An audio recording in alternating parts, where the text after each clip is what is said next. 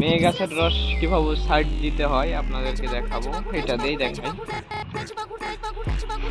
এইভাবে এক টানে কাটতে পারলে ভালো, না হলে একটু কেটে দিতে হবে, সমস্যা নেই।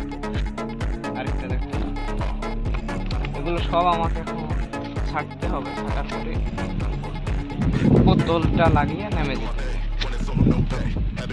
দেখতে পাচ্ছেন রস শুরু হয়ে গেছে প্রায়। নাকি এটা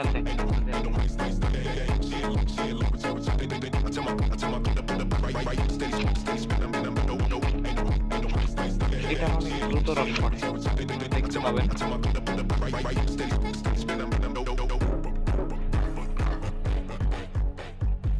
তো ভিডিও যদি ভালো লাগে থাকে অবশ্যই একটা লাইক এবং সাবস্ক্রাইব করবেন, আমাকে একটু সাপোর্ট করবেন।